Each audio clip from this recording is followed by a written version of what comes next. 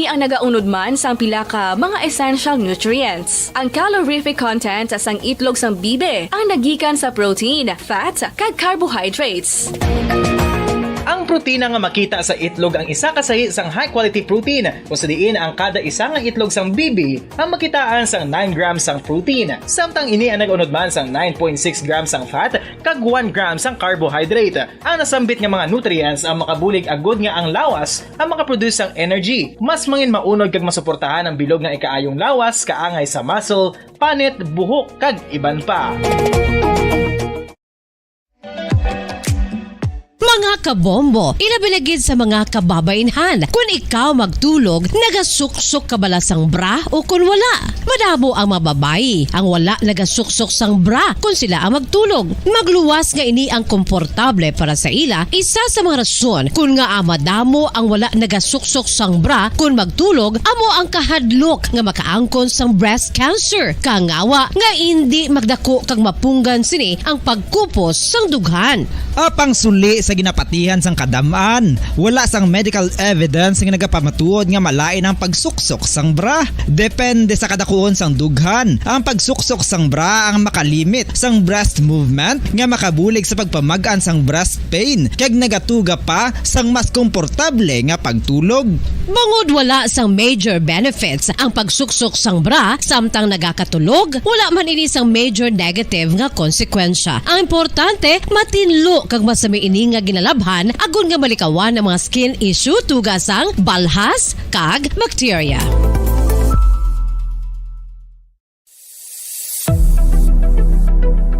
Nakahibalo bala kamo kung nga ginatawag bilang miracle liquid ang gata sang lubi? Well, ini bangod nga madamo sang mahatag nga amazing benefits sa ang coconut milk sa aton nga lawas. Suno sa pagtuon sa mga dermatologist, ilabinagid sa kay Dr. Rahul Nagar sang Max Healthcare Institute Limited, isa ka hospital chain nga nabase sa New Delhi, India, nga napamatud-ana nga may amazing benefits ang coconut milk sa aton buhok, guya kag panit. Ang gata sang lubi manggaranon sa vitamin C, E, B1, B3, B5 kag B6 kalakip ng iron, selenium, sodium, calcium, magnesium kag phosphorus. Coconut milk also contains good concentration of lauric acid, isa ka medium chain fatty acid nga nag-convert sa monolarin sa aton lawas. Ang monolarin isa naman ka compound nga nagaangkon sang antiviral kag antibacterial properties. Kaangay sa pagpati kag ginhimo sa aton nga katigulangan, ilabirigid sang aton mga lola, napamatudan man sa research nga may maayo nga madulot ang pagnusnos o kon pagmasad sang aton scalp kag buhok sa ulo gamit ang gata sang lubi. Ini bangod nga nagapa-restore sang pagka-dry, brittle kag pagka-damage sang aton buhok kaangay sang split ends. Ang coconut milk ang may ginaangkon nga excellent moisturizing properties nga makadulot sang good nourishing effect. Uy,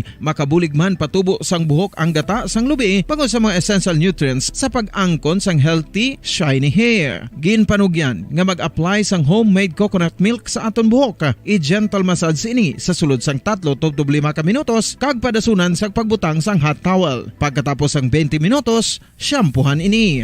Samtang maayuman nga makeup remover kag facial scrub ang coconut milk upod sa olive oil. Hindi lamang nga ginatinuan sini ang aton guya, ginanourish man sini ang aton skin deeply. Apang, importante nga pahanumdum. Rub it gently. Maayo man nga cleanser ang gata sang lubi, bangod may antibacterial properties ini, makabulig sa pagtapna sang pagtubo sang punggod kag acne sa aton guya. The fats in coconut milk do not clog pores, thereby preventing acne. Samtang ang gata sang lubi epektibo man sa paghatag sang alibyo sa sunburns bangod sang ginaangkon nga anti-inflammatory properties sini. Ang coconut milk napamatud-an nga makapaayo man sa mga skin ailments bangod sang excellent moisturizing effect sini sa dry skin conditions kaangay sang eczema, dermatitis kag psoriasis. Ang natural fatty acid sa gata sang lubi ang makabulig sa dry kag irritated skin, kalakip na nga ginakakas sini ang mga harmful bacteria sa aton panit.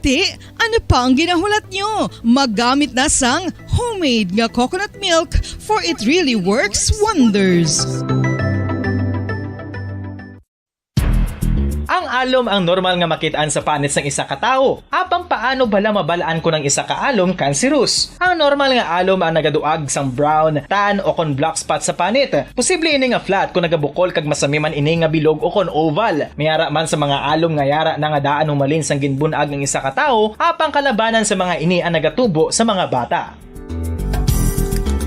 Kalabanan sa mga ini ang harmless, apang importante nga mahibaluan ang pagbag-o sa mga alom kaangay sang kadakuon, shape, duag, kag texture bangod posible ini nga senyales nga nagadevelop ang melanoma. Isa sa mga senyales ang melanoma, ang bag-o nga spot sa panit o kun ang spot nga nagalain-lain ang size, shape kag duag.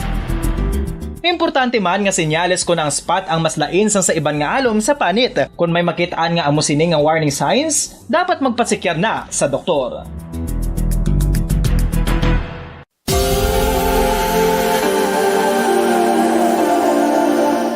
Diri sa syudad sang Bacolod ang sentro sang pagsimba, ilabi na gid sa mga tumuluo sang simbahan Romano-Katoliko, amo ang San Sebastian Cathedral nga yara na hamtang sa downtown area sang syudad. Nakahibalo bala kamo nga ang ini nga simbahan ang pinakauna nga gintukod sang tong 1825 o kon 197 katuig nang nakaligad sang isa ka pari nga taga Barcelona, Spain, si Father Julian Gonzaga, nga amo gid ang nag-envision sang pagtukod sang simbahan. Si Fray Gonzaga amo ang nangin ikaduha nga nagpungko bilang parish priest sang isa ka village o kun minuro nga amo na karon ang capital nga Bacolod City. Ang ini nga minuro gintawag sadto nga Sebastian de Magsungay o kon Pueblo de Sebastian sadtong 18th century nga amo ang ginsundan sa ngalan sang San Sebastian Cathedral kag bilang sunod sa nangin santo patron sini nga si Saint Sebastian. Sadto ang una kag original nga simbahan na human lamang sa kahoy kag galvanized iron roof apang sang pag-abot sang Abril 27 sadtong tuig 1876 o kun 146 katuig na ang nakaligad diri na gin-construct ang current structure o kun stone church sang San Sebastian Cathedral sa pagpamuno naman sang Spanish priest nga si Fray Mauricio Ferrero sang Order of the Augustinian Recollects. Si Bishop Mariano Cuartero sang Archdiocese sang Haro amo ang nag-consecrate sang simbahan sa bispera sang gabi sang kapiestahan ni Saint Sebastian sadtong January 19, 1882 to Standard Time, 2 minutos na nakalipas sa taknalas 6 saga. Maayong aga syudad sang Bacolod, kabugusan nga probinsya sa Negros Occidental, bugos nga Pilipinas kag bugos nga kalibutan. Iyari naman ang pagdulong namon sa inyo sa madalalako bago. Mainit-init pa ang mga balita diri sa Bomba News and Views Morning Edition. Subong adlaw Martes, Petsa 9, subunan sa Agosto 3, 2022. Mga kabombo una kita sa aton sa mga headlines sa balita lokal. Pinuno sa Bacolod Traffic Authority Office nagpanumdum sa mga motorista nga magsunod sa traffic rules agon malikawan ang aksidente sa dalanon. Mga vendor sa Manukan Country may kapin 8.5 million pesos nga arrears sa Bacolod City Government. Samtang manugbaligya sang karnegin patay sa 5 karmado nga mga persona nga nagpakilala mga katapos sa NPA sa Calatrava. Mga tagdaog sa unang studio draws ang inanswerte sa palengke promo tuman ang kalipay sa pagbaton sang ila nga premyo. Balita National, the late President Fidel Valdez Ramos igalubong na subong adlaw sa libingan ng mga bayani. Bago nga pinuno sang AFP maga-monitor sa mga modernization projects. Former Vice President Vice Presidential Candidate Walden Bello nagaplano nga magpiyansa matapos ginaresto sa Quezon City Police kahapon bangon sa kaso nga cyber libel. Balita International, China liwat nga nagpadigayon sang bago nga military drills sa palibot sa Taiwan kahapon. Taiwan magapatigayon sang live fire military drill subong nga semana. Balita naman sa negosyo, presyo ng gasolina kag diesel nagnubo sa masobra 2 pesos subong ngaga. Sa balita sa inampang, President Bongbong Marcos nagdayaw sa Pinoy athletes nga nagdaog sa ASEAN para Games.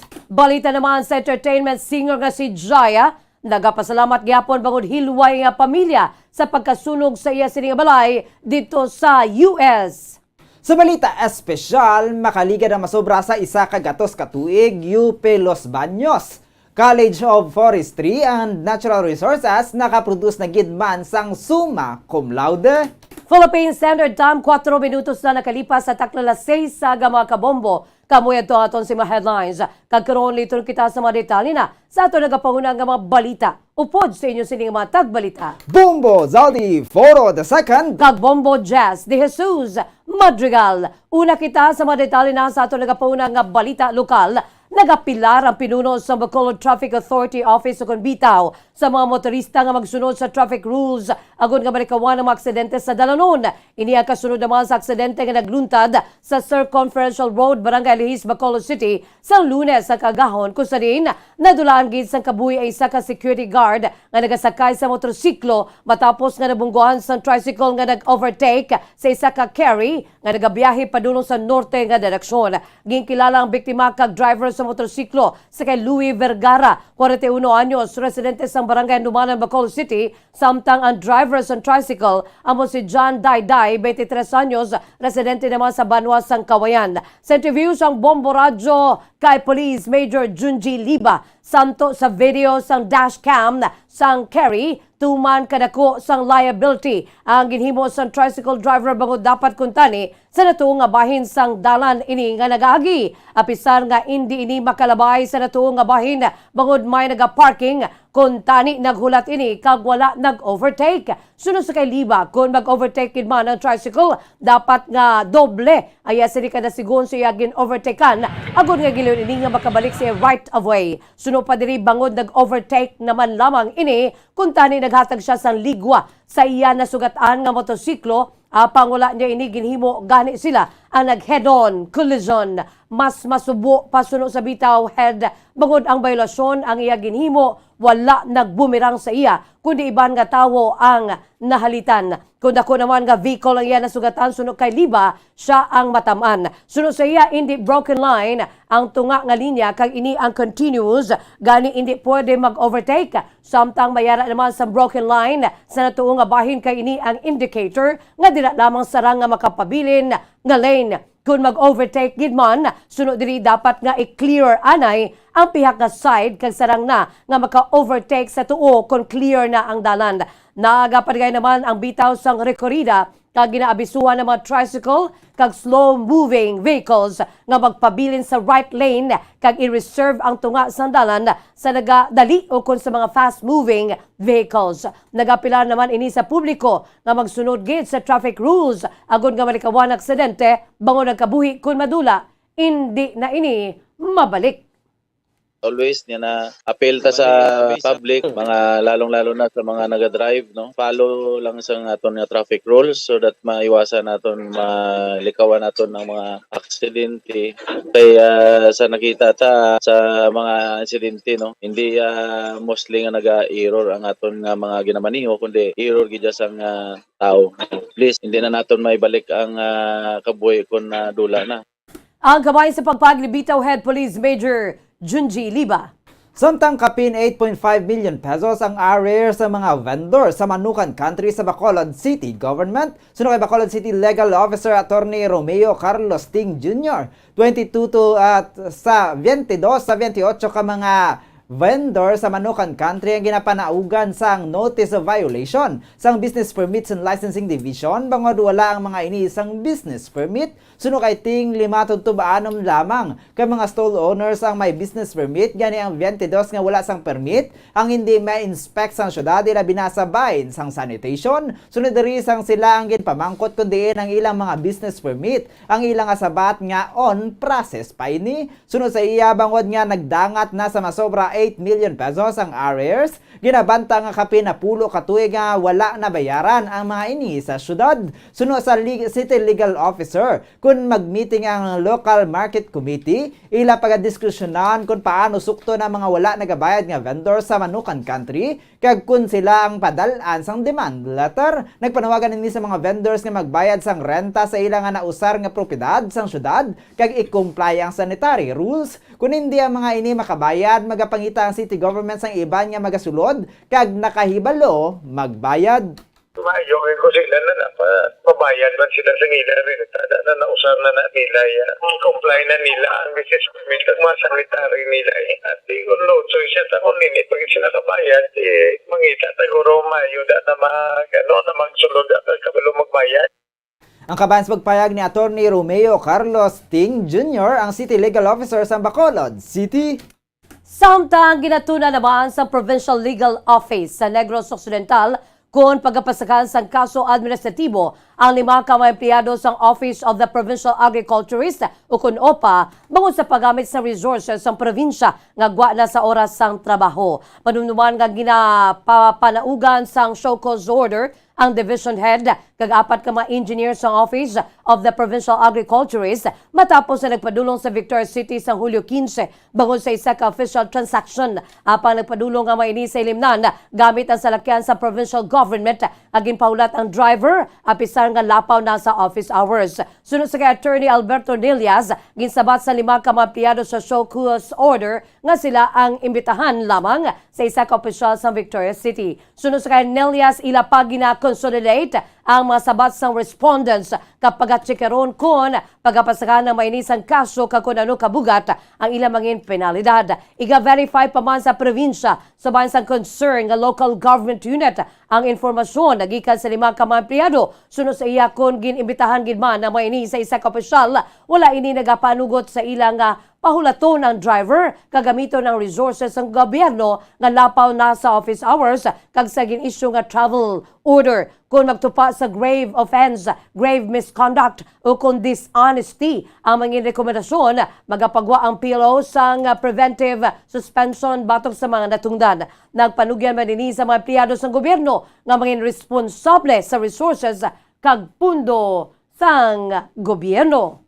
Our governor demands a high degree of accountability to our public officers. Definitely dapat maging responsable kita sa aton mga government property, especially considering we are implementing austerity measures para ma-maximize ang funds ng government.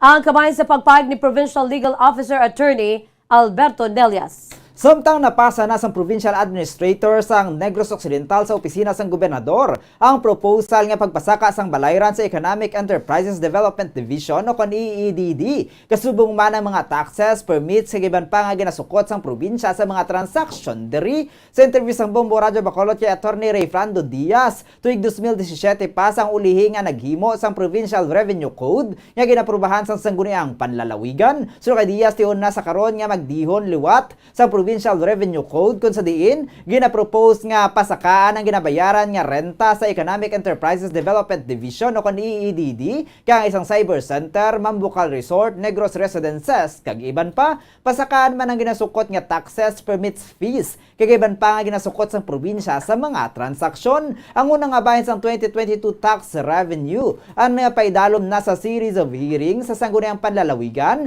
nga ginapangunahan sang Treasurer's Office sang probinsya. Napasa na ang proposal sa opisina sang gobernador kasi sa tion niya maaprubahan. Ini ang ipatuman sa tuig 2023.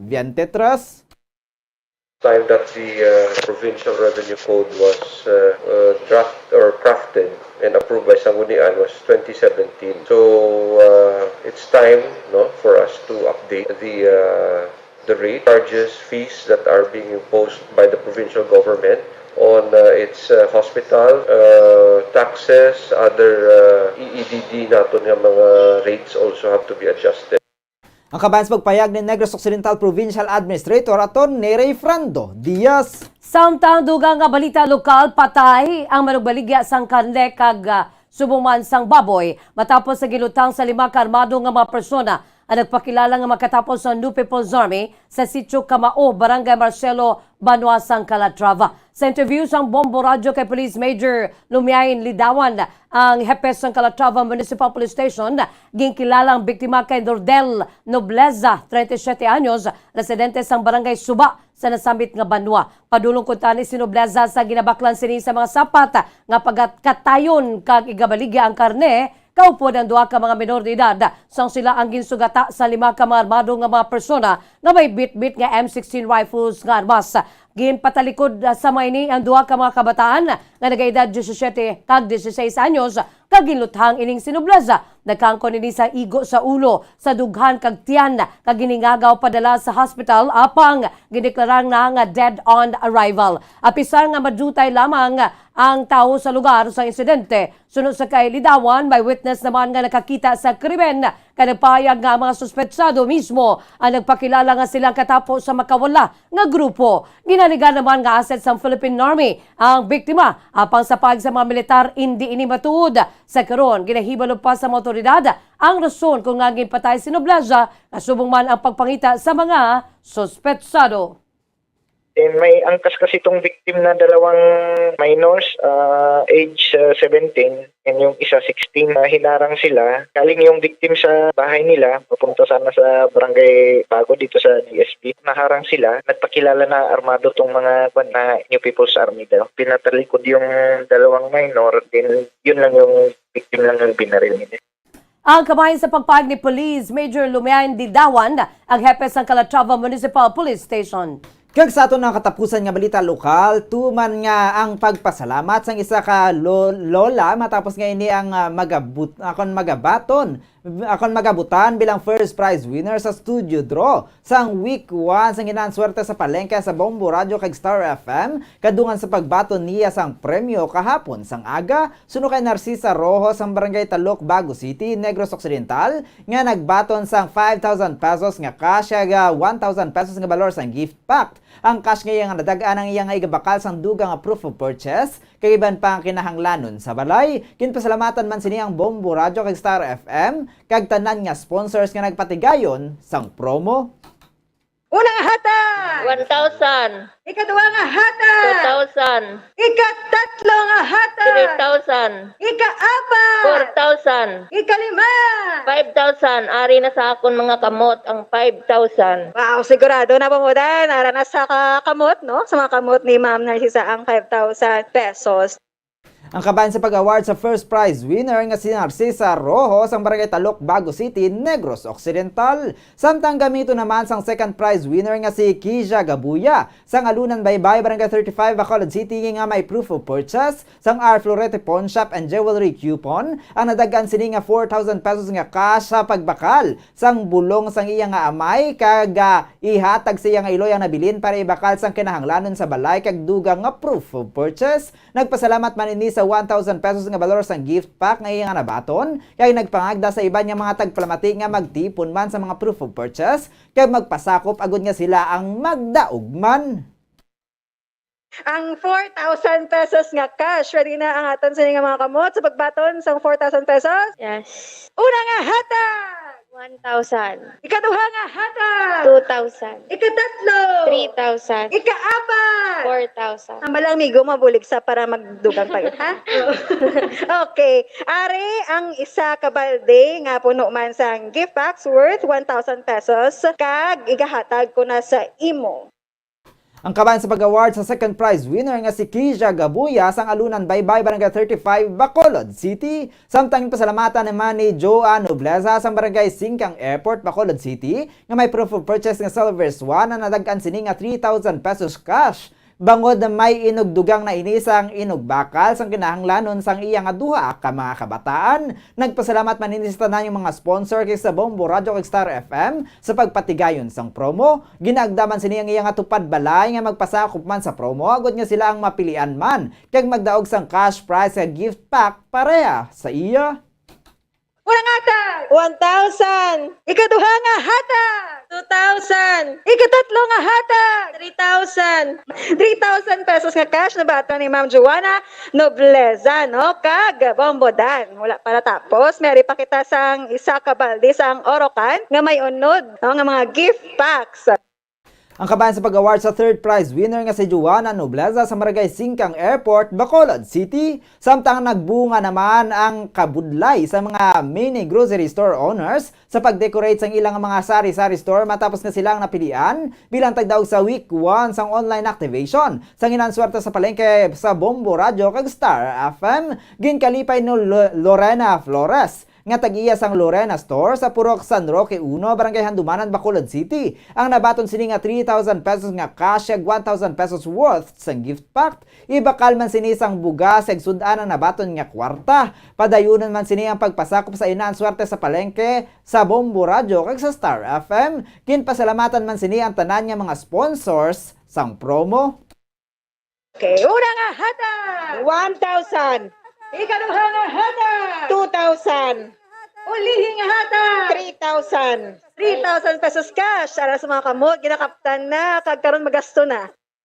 Ang kabans pag-award kay Lorena Flores ang winner sa 3,000 pesos nga cash sa online activation. Samtang tuman man ang kalipay nanday Maria Elena Canillo sa sitio Laghit, Ibi Magalonan, Negros Occidental, kag Maria Teresa Ramos ang Purok Miracle, Barangay 6, Bacolod City, matapos nga nakabaton sang 2,000 pesos cash ag 1,000 worth of gift pack. Lunsay man sila nga nalingaw man nga mag-decorate sang ilang mga tiyangge gamit ang mga sponsors sang Bombo Radio. Nagpasalamat man ang mga sa Bombo Radio kay sa Star FM sa cash gift pack nga ila nabaton. Philippine Standard Time, just in 9 minutos na ang nakalipas sa takna 6 sa mga kabombo. Amuyad to makaundan sa ato nagapuna nga mga balita lokal. Sabahin naman sa mga detalye sa ato nagapuna nga balita national, international. Kaiban pagid nga mga balita aton panumbalikan pagkatapos gid lamang sini. 6.5 million pesos cash siyahan. Total prizes ang ipamimigay nationwide sa Enhanced Swerte sa Palengke 2022 ng Bombo Radio at Star FM. Balde-baldeng papremyo na, may cash pa. Narito na ang isa sa mga weekly winners. Ako si Joanna Noblesa sa Purok 5 tahong magsungay, nagdaog sa Enhanced Swerte sa Palengke Studio Promo. Ma'am Joanna Noblesa, makabaton ka sang 3,000 pesos nga cash. Ready na yung mga kamot? Aray, ma'am. Una nga hatag! 1,000. Kalawa nga hatag! 1,000. Itatlo nga hatag! 3,000. Okay, kag ang imo sining nga balde sang orokan, inod sang 1,000 pesos worth, no? Sang gift packs. Kuha na, ma'am? Ari na sa akon mga kamot ang 3,000 kag ang worth 1,000 nga gift pack. Nang nagapasalamat ako sa Bombo Radio kag sa sponsor kay ang ini nga kwarta gamiton ko para inugbakal sang school supply para sa duwa ko ka bata. Kag ginaagda ko man ang nagapamati nga mag-intra man kamo para magdaog man kamo pariyo ko. Star FM, it's all for you. Basta Radio, Bombo number 1. Kung ang hampang basketball amo ang mas ginakakunyagan naton nga mga Pilipino, apang salos tanan nga parte sa kalibutan, ang nagapanguna o kon most popular sports in the world, amo ang football better known as soccer sa US kag Canada. Sunod sa latest world statistics sa sini nga tuig 2022, ang football amo ang nagapanguna ilabi na gid sa Europa nga nagadagat sa masubra 4 billion followers. May kantanan sa football, isa sa ginahulat sa mga football or soccer enthusiasts worldwide, amo ang FIFA World Cup. Sa ika-22 ka tuig sini nga paghiwat bilang Quadrennial International Men's Football. Ang pungsod Qatar sa Western Asia amo ang venue, the first World Cup ever to be held in the Arab world. Ang magpainit-init sa silaksang adlaw sa aga ang makadulot sa kayuhan sang aton ikaayong lawas. Sunod sa madugay na nga pagtuon sa mga researchers worldwide, kalakip na diri ang American Academic Medical Center nga Mayo Clinic. Ila na pamatudan nga ang sun o kung si Haring Adlaw amugid ang best source sang vitamin D. There's good reason why vitamin D is called the sunshine vitamin. Ang pamangkot, paano ang proseso sa pag-angkon sang aton lawas sang vitamin D? Well, ang process nagasugod sa tion nga exposed ang aton panit sa sunlight dili na kag mahimo ang vitamin D gikan sa cholesterol sa aton lawas. Ang ultraviolet o kon UVB rays nga yara sa silak sang adlaw magaigo ini sa cholesterol sa aton skin cells, providing the energy for vitamin D synthesis to occur. Magluwas sa baboy, baka kag manok, may isa ka karne nga sara nga mahimo alternatibo nga iserbe sa lamesa sa mga Pinoy kag ini ang rabbit meat o kon karne sang koneho. Suno sa pagtuon, mas matinlo ini kag mas healthy kung ikumparar sa iban nga karne sang sapat. Ang rabbit meat ang sara nga lutuon sa pamaagi nga naanda na sang kadamaan, kaangay sang adobo, lumpia Shanghai kag lechon. Apang ano bala ang mga benepisyo sini sa ikaayong lawas? Ini ang mayara sang mataas nga porsyento sang easily digestible protein kag nagaunod sang jutay nga fat kung ikumparar sa iban nga sahi sang karne. Nagaunod man ini sang jutay nga calorie value sang sa iban kag almost cholesterol free ini. Gani makabig siya nga heart patient friendly. Mas jutay man ang sodium content sa rabbit meat, samtang mas madamo naman ang calcium kag phosphorus content sini.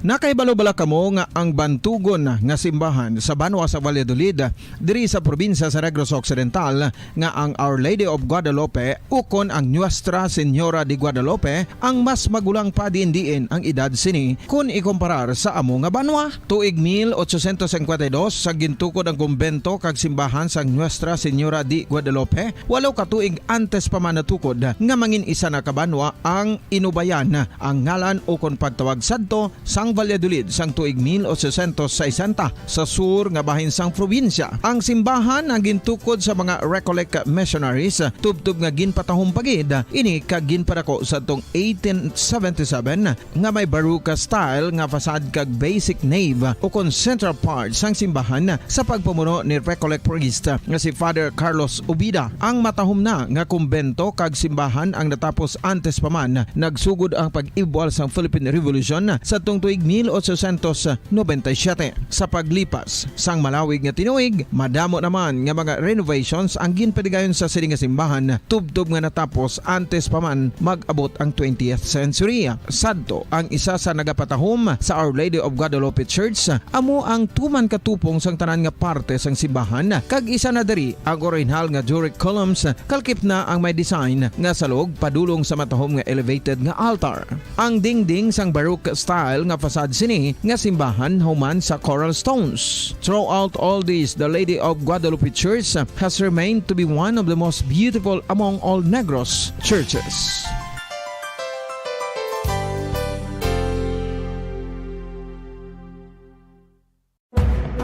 Madamos ang sahi sa pagpamasahe kag isa na diri ang foot massage. Magluwas sa relaxing feeling nga mahatag sini, nakaibalo-bala kamo. Nga madamo man ini sa Standard Time, 26 minutos na ang nakalipas sa taknala 6 saga. Magkabombolitong kita sa mga detalye na sa ato nagapuna nga balita national. Nagpalabot sang pagtahod si Vice President Sara Duterte kay former President Fidel Valdez Ramos kahapon sa Heritage Park sa Taguig City. Sa iyang pagbisita, nagpalabot man sa pagpakigunong si Duterte sa pamilya Ramos. Pagsininga si Ramos ang magapabilin nga dumdumon ukon madumduman bilang pinakadisiplinado kag mission accomplished nga presidente sang Pilipinas. Adugang pa ni Duterte nga hindi nila malipatan bilang Pilipino ang paghimakas ni FVR agud nga mapagbangon ang antas sa ekonomiya sang pusod kasubong man makangkon sa kiluwayan sa Mindanao kag bilog nga Pilipinas. Una naman ginanunsya sa Malacanang si Ramos ang pagatagan sa state funeral with full military honors subong adlaw Agosto 9.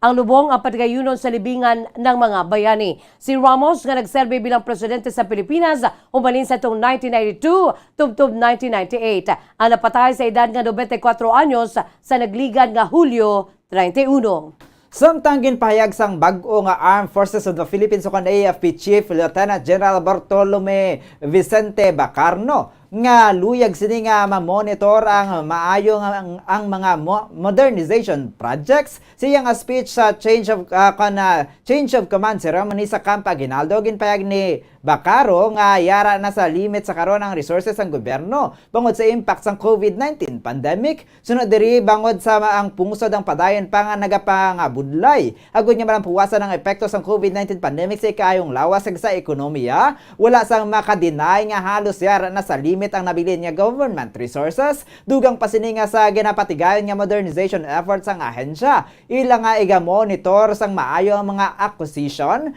kasasanto sa upgrade tranche. Patag ni Bacaro nga iga-facilitate nila ang panibago kaga palaabuton nga kapabilidad. Samtang ginasiguro nga ang delivery kag may kantanan diri ang mga proseso ang nakasunod sa schedule. Payag ni Bacaro nga sa sulod sang pila na katuig nang dinalago ng AFP sa pagbuhat sang ilang misyon, santo sa kun pilang ginalokar para sa ila. Naibaluan nga si Bacaro ang nagpungko sa top military post bulos kay General Andres Centino. Sang Hulyo ginpahayag ni Department of National Defense o DND Officer in Charge Jose Faustino Jr. nga tanan nga AFP modernization projects ang ginpaidalom sa review. Samtang dugang nga balita national gin-aresto si former Vice Presidential Candidate Walden Bello sa Quezon City Police kahapon bangon sa kaso nga cyber libel. Ini ang ginkonfirma sa nga staff kahapon sang hapon. Usa din si Bello ang gipasakan sang cyber libel case ni former Davao City Information Officer Jeffrey Tupas. Ang pito kapahina nga resolusyon ang napetsahan Hunyo 9 ang nagapahayag ng anay mamalida ang nagbailar sa Revised Penal Code kag Cybercrime Prevention Act of 2012. Payag pas ng staff ni Bello nga ang politician ang gidala sa Quezon City Police Department Station 8 kay niya natala nga mag-bail para sa temporaryo nga kahilwayan. Apang ilan ay baluan nga ang amay o kun anay mamalida ang natala na naman nga i-transfer sa Camp Karingal para sa booking matapos ang routine medical check-up. Samtang ang running mate ni Bello sa 2022 national election nga si Labor Leader Leody de Guzman ang giliyunman nga nagpadulong sa nasambit ka police station sa ibaluan nga ginaresto si Bello. Sunod sa kay QCPD Director Ramos Medina, si Bello ang ginaresto las 5 kapon sang hapon siya mismo ang puluyan sa Quezon City. Ini ang ginako pinagi sa warrant of arrest ang gina-issue sa Davao City Prosecutor para sa 2 counts of violation sa Republic Act 10175 ukon ng Cybercrime Prevention Act of 2012 nga may recommended bail nga 48,000 pesos ang kada isa. Kag sa ato ng katapusan nga balita national, ginpahanumdom sa Department of Education o kon DepEd sa mga school heads nga wala sang kwarta nga dapat kolektahon gikan sa mga ginikanan o kon stakeholders sa pagpatigan sang subong nga tuig nga brigada eskwela. Ang statement nga ginpagwa sang DepEd bilang sabat sa mga reports nga may pila ka mga manunudlo ang ginaaligar nagasulisit sa mga materyales kaya nga isang pinta agud niya ma-repair ang mga classrooms antes ang resumption sang in-person classes sa Agosto 22. Payag sa ahensya nga ginapahanumduman sini ang mga school heads nga sa implementasyon sang 2022 Brigada Eskwela, wala sang bisan ano nga fee nga kolektahon gikan sa mga parents o kon guardians o kon solicitations gikan sa iban pa nga mga volunteers ug stakeholders. Santo sa DepEd Order number 062 Series of 2022, payag sang DepEd nga ang Brigada Eskwela ang mag-a-address sa learning resource gaps para sa mga manunudlo kag estudyante pinaagi sa pagpabaskog sang partnership sa local kag national level. Dugang pasini nga ang Brigada Eskwela ang nakabase sa spirit sang bayanihan kag amo ang mga prime movers sang volunteerism kag community involvement sa DepEd. Sang Agosto 1 opisyal na ang ginbuksan sa DepEd ang nationwide Brigada Eskwela para sa school year 2022-2023. Philippine Standard Time, 31 minutos na ang nakalipas sa takla 6 sa mga kabombo. Kakaroon, lito na kita sa mga detalye na sa ato nagapaunang nga balita international. Una kita sa pusod China, liwat na nagparigan sa military drill sa China sa palibot sa Taiwan kahapon, santo naman sa pag sang Beijing. At tikang ang wala nagahatag bili sa mga panawagan nga tapuson na ang pinakadako nga exercises sa palibot sang island nation kasunod sa nanging pagbisita ni US House Speaker Nancy Pelosi. Madumduman nga ginkakig sa Beijing ang pagbiyahe ni Pelosi, ang highest-ranking elected official sa Estados Unidos ang nagbisita sa Taiwan makaligas sa pila ka dekada. Iniya nagtuga naman sa pagkaguba sa natalanan ng mga paghinunanon kag cooperation agreements sa tunga sa Washington, particularmente na sa tupiko may kamtan sa climate change kag defense. Nag-deploy naman ang maini sa mga fighter jets, warships kag ballistic missiles ang ginalalagway sa mga analysts nga practice para sa blockade kag para sa plano nga ultimate invasion sa bayan sang self-ruled Democratic Island na ginakabig sa China ila teritoryo. Ang mga drills ang ginalauman nga matapos na sa Domingo. Apang kahapon nagpahayag naman ng China nga nagapaday ng military drills. Pahayag naman sa military nga ang Eastern Theater sa bayan sa Chinese People's Liberation Army ang nagapadayon sa pagpadigayon sa practical joint exercises kag training sa kadagatan kag kawaan sa palibot sa isla sang Taiwan. Adugang pa sa Eastern Command sang PLA nga ang exercises ang naga-focus sa pag-organize ang joint anti-submarine kag sea assault operations. Ginkondena naman sa Taipei ang Beijing para sa pag-extend sang drill. Samtang kadto naman kita sa Taiwan, magapatigayon sang live fire military drill subong nga semana ang Taiwan nga mangin simulation sang depensa sang isla batok sa Chinese invasion. Ini kasunod sang pagpatigayon sang Beijing sang panibago nga military exercises sa palibot sang island nation. Ang self-ruled Democratic Island ang dugay-dugay nga nagapangatubang sa pagpanghangkat sang invasion sang China nga nagakilala sa pungsod bilang kabayan sang Chinese territory nga plano sa mga hindi nga bawion pila ka adlaw kag magagamit sang puwersa kung kinahanglan. Payag sang Taiwanese Army ngang puwersa sang isla magapatigayon sang anti-landing exercises sa southernmost county nga Pingtong subong nga adlaw kag sa Huwebes. Suno kay Lu Wuji, spokesman sang 8th Army Corps, sila ang magapractice ang counter moves batok sa simulated enemy attack sa Taiwan. Payag sang army nga ini ang pagalakipan sang deployment sang ginatos ka mga troops kag kapin 400 ka howitzer guns.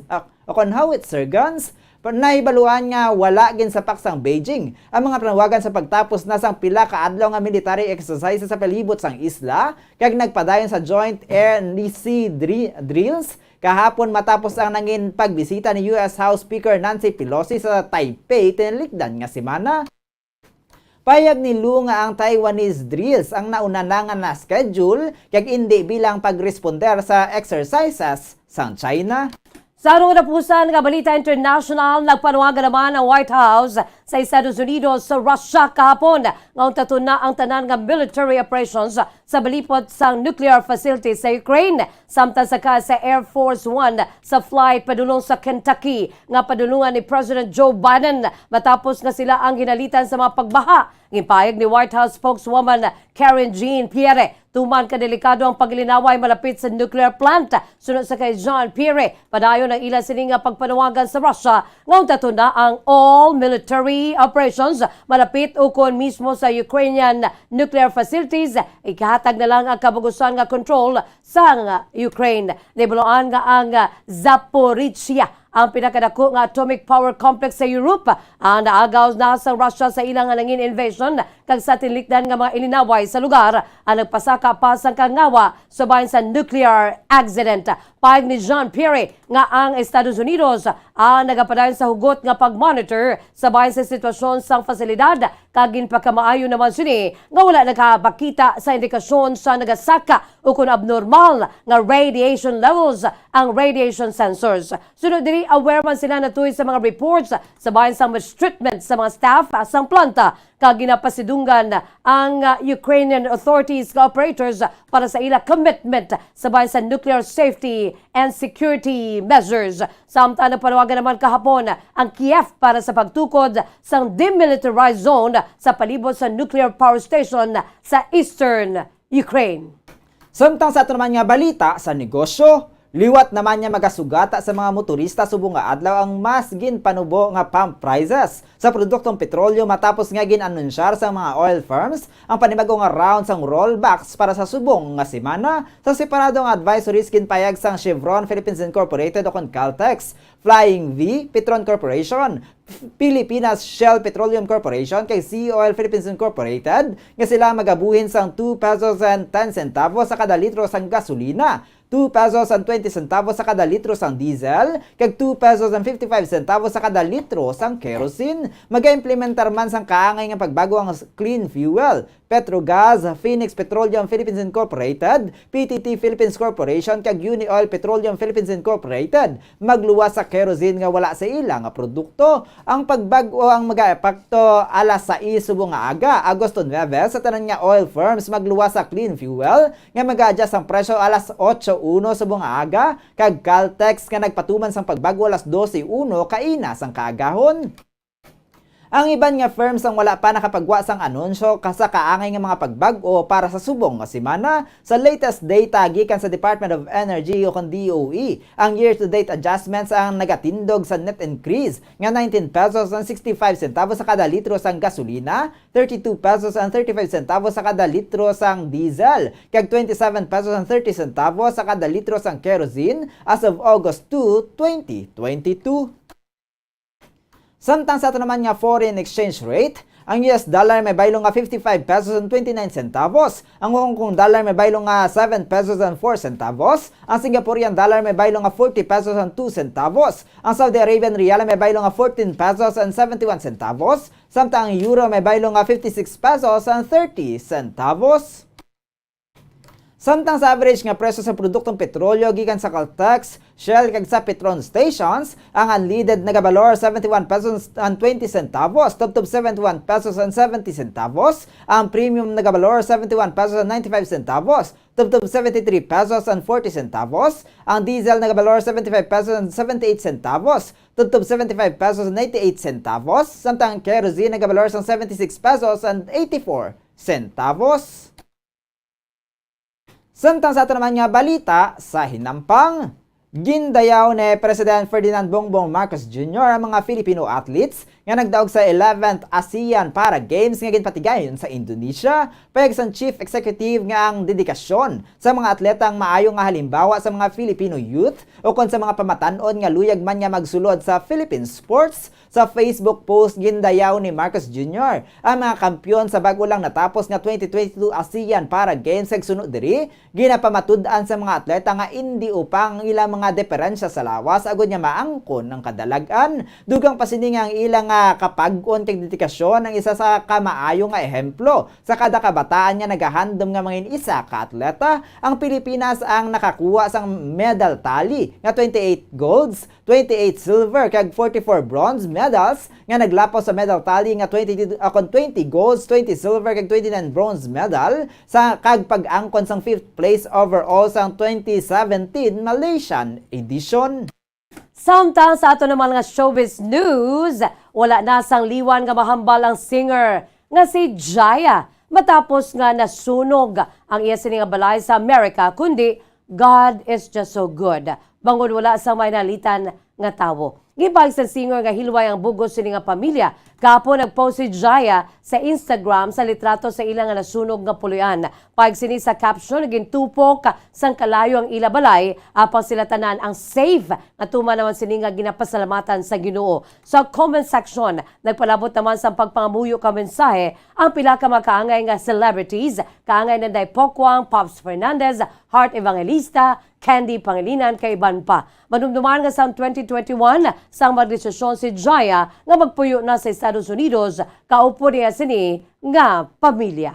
Samtang sa ito naman nga Bombo Health News, ang masami nga pagkaon sang katumbal ang mayara sang mahatag nga health benefits sa aton nga lawas, kag mahimo man nga makabulong sang pila ka mga balatian. Sang damlag lang mayara sang natukiba na mga manog panalawsaw, ngang masami nga pagkaon sang katumbal ang makapanubo sang risgo sang kamatayon bangod sa heart disease kag stroke. Ini ang nga research ang ginpatigayon sa pungsod Italy kung sa diin common ingredients ini sa pagluto sang pagkaon. Ginkumparar sang pagtuon ang risgo sang kamatayon sa kapin 23,000 ka mga tawo sa masami nga nagakaon kag sa wala nagakaon sang katumbal.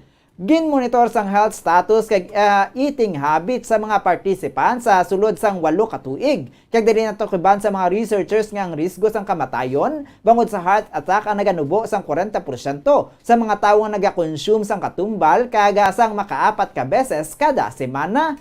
Ang kamatayon bangod sa stroke ang naganubo sunod sa resulta nga ginpublish ang Lunes sa Journal of the American College Cardiology. Naghalin sa Molisani study ang data nga gingamit sa pagpanalawsaw kag mayara sang 25,000 ka mga participants nga naghalin sa Molise region sang Southern Italy.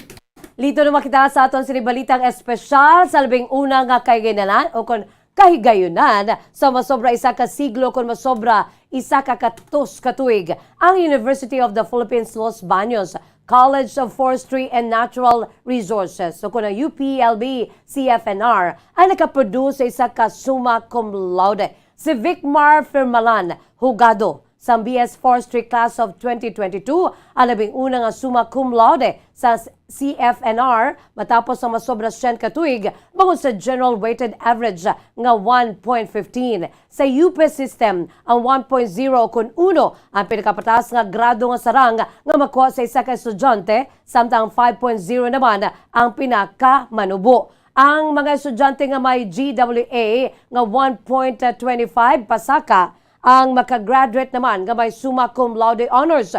Sa Facebook post sang bulutuan, ilagin laragway si Hugado isa ka consistent student achiever humalin pa lamang sa elementarya. Inspirasyon sa niya pamilya maguluyag sini nga makabulig sa ila apisar sa mga academic demands kag pagpanghangkatugas ng COVID-19 pandemic. Si Hugado ang naga-cope sa stress pagi sa pagbasa sa mga novels, pag-inom sa tea, kag dark chocolates kapag lakat-lakat sa gwa.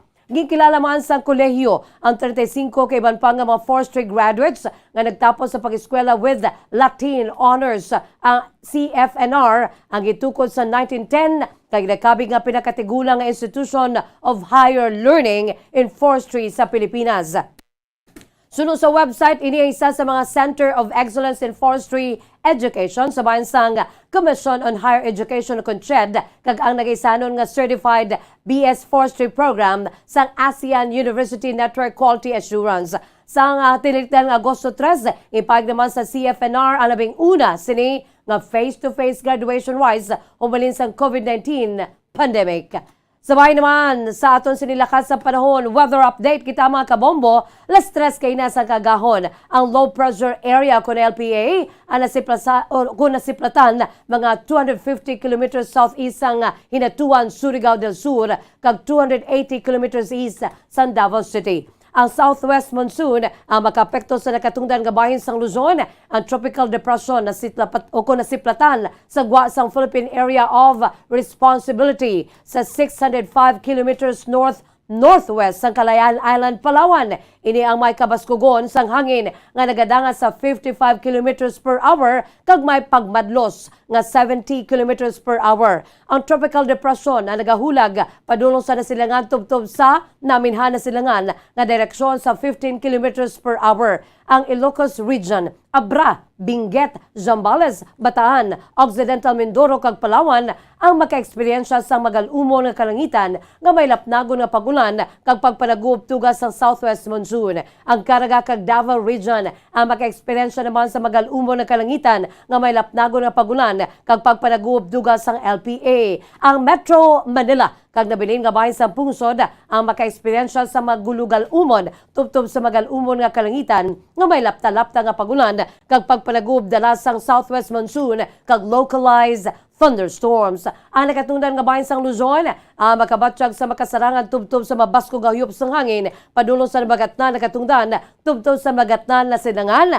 Ang baybayon na mangin makasarangan tubtob sa mabasko nga pagbalod. Ang nasilangan gabayan sa Mindanao ang makabatsyag naman sa mahinay tubtob sa makasarangan nga huyop sang hangin padulong sa magatnan na silangan tubtob sa magatnan na katungdan. Ang nabiling nga bahin sang pungsod ang makabatsyag sa mahinay tubtob sa makasangar o kung makasarangan nga huyop sang hangin padulong naman sa magatnan na sidlangan. Kabahin naman sa aton sininga o kung sabahin sa aton sininga temperatura sa Metro Manila. Yara ini sa 25 to 32 degrees Celsius ang antad sa temperatura. 13% ang chance nga magaulan ang hangin yara sa kabasugon nga 0 km per hour, partly cloudy. Samtang sa Legazpi, 24 to 31 degrees Celsius ang antad sa temperatura. 90% ang chances ang pagulan ng hangin na magbasgon niya 0.6 km per hour with broken clouds. Sa Rojas, 24 to 31 degrees Celsius ang antad sa temperatura. 87% gid ang chance nga magaulan kag ang hangin may kabaskugon nga 2 km per hour, overcast clouds. Sa Butuan, 23 to 29 degrees Celsius ang antad sa temperatura. 97% ang chances ang pagulan. Ang hangin na may kabasgon niya 0.2 km per hour with overcast clouds. Dili naman sa syudad sa Bacolod, 24 to 31 degrees Celsius ang antad sa temperatura. 77% ang chance nga magaulan. Ang hangin yara sa kabasgon nga 0.6 km per hour, heavy intensity rain. Ang adlaw nagbutlak las 5:38 sa mga aga, kag magatunod las 6:09 karon sa Kasisidmon. Philippine Standard Time, 42 minutos o kon 47 minutos na ang nakalipas sa takna las 6 aga mga kabombo. Kamoy ato ang pagdulong namon sa inyo sa madalalag ko bago mainit-init pa nga mga balita diri sa Bombo News and Views Morning Edition. So mga dawates, petsan 9 na kita sa bulan sa Agosto 2022. By the way, standby na kamo sa masunod nga programa, ang Bombo Report 2nd Edition, upo naman sa kay Bombo Erlin Bayonita. Kag sa gyapon, ini ang inyong nga mga tagbalita. Bombo Zaldi Foro II kag Bombo Jazz de Jesus Madrigal para sa pambansang radyo ng Pilipinas, consistent overall #1 sa Bacolod, Basta Radyo Bombo! Sabay naman sa aton siningan news analysis nga pagabasaw ni Bombo Daniel Lecciones, aton siningan news analysis may tigulo, bago nga scam. Sang inali lang kita ang ginpaybalo. May bago naman nga ginpanghimo ang mga magikero. Pagbakal sang laptop para sa mga manunudlo, kaban sang gobyerno, baldado. Report sang kuwa, makatulublag. Overpriced nga pagbakal sang laptop, wala may nagbalabag. Bisan ang DepEd nangin bulag. Naghando sa outdated nga laptop sa ila gintanyag. Masyado kagarapal ang ginahimo sang yara sa gobyerno.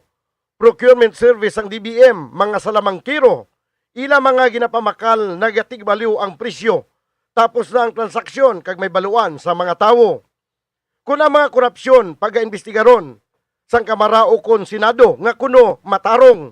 Hasta man lang sa pag-imbestigar kag wala man sang padulungan. Kung mayara gid man kasuhan, hindi man mapamatudan. Gani nagaanad na gid ang mga kawatan kaysa gobyerno initanan ang malutsan. Kapin pa kung pila ka mga politiko ang may kaangtanan. Mahilot lang ang mga ebidensya, pwede ang ngalan matinluan. Sa sining bilyones ka pesos nga laptop scam, makaluluoy naman sinisihuan. Ang taxpayer nga mga katawhan, ginbayad sa gobyerno, nagtupa sa kamot sa mga kawatan. Ang ini nga pangunahuna ang pananawa ng ginpadala ni Francis Salungiro sa Barangay Mansilingan, Bacolod City. Sa mga tagpalamati sang Bombo Radyo Bacolod, pwede man kamo magpadala sang inyo panghuna-huna kag pananawan sa Bombo News and Views Morning Edition. Care of DYWB Bombo Radyo Bacolod, CBS Development Corporation Building, Lacson Street, Mandalagan, Bacolod City. O kung pinaagi man sa email address sang Bombo Radyo Bacolod, bombo_bacolod@bomboradyo.info. Bombo Radyo Bacolod. Number 1! Basta Radio Bombo! 6.5 million pesos cash siyahan. Total prizes ang ipamimigay nationwide sa Enhanced Swerte sa Palengke 2022 ng Bombo Radio at Star FM. Balde-baldeng pa-premyo na, may cash pa. Narito ang isa sa mga online winners mula sa sari-sari stores at mini groceries. Ako si Lorena Flores, ang Barangay Handumanan. Nagdaog ako sang 3,000 sa online activation. Una nga hata! 1,000. Ikaduha nga hata! 2,000. Ulihi nga hata! 3,000. 3,000 pesos cash. Para sa mga kamot, ginakaptan na. Thank you sa sponsor. Kag ang nagapamati, mag-intraman kamo para magdaog pareha sa akon. Thank you sa Star FM kag Bombo Radio. Idugang ko bakal sang entry kag ibakal ko bugas. Ang 3,000 pesos. Star FM, it's all for you. Basta Radio Bombo #1.